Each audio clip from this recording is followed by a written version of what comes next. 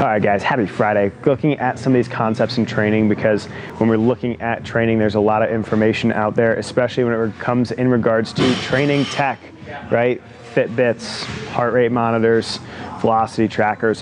When we look at training, when we look at all the different things that are out there, some of the big things we have to consider when we're looking at training technologies is looking at what you're using them for, right? If you read the book Unplugged, Dr. Andy Galpin, Brian White, and Brian McKenzie, maybe, I think it's Brian White, yeah. Well, you look at the book Unplugged, right? You see an interesting statistic that popped up when the Fitbit sold the most number of fitness trackers. I think it was 2015. The life expectancy went down for the first time in like 60 years, right?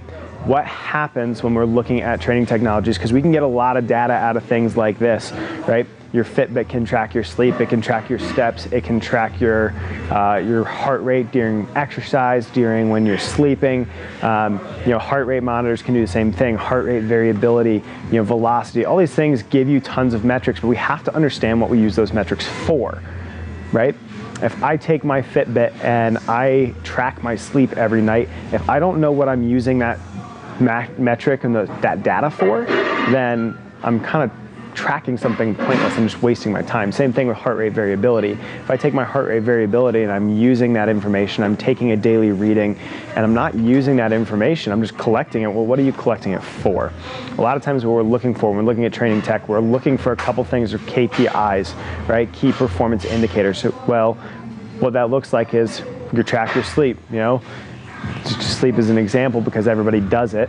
If I track my sleep and then I get those metrics, well, what are you going to use those metrics for? Are you correlating them to something such as, what was my diet like that impacted my sleep? What were my habits before I went to bed that are impacting my sleep? Maybe you're tracking your heart rate variability, but if you're not tracking it with your volume and your load of your training, right, and we could get into, heart rate variability is probably more better predictor of aerobic exercise than resistance training. But when we're looking at some of these metrics, how do we understand what they do? That data, because if we're just collecting data, if we're just using these little tools because they look cool, then we're wasting our time, and we're probably wasting our money because they're not exactly cheap all the time. So when we're looking at these different things, make sure you're taking those metrics and make sure you're understanding that data because it has a purpose and not because it is just a simple kind of cool thing that's going on in the industry. So that's your little bit of training tech. We're going to dive into each of these a little bit more extensively in the coming weeks.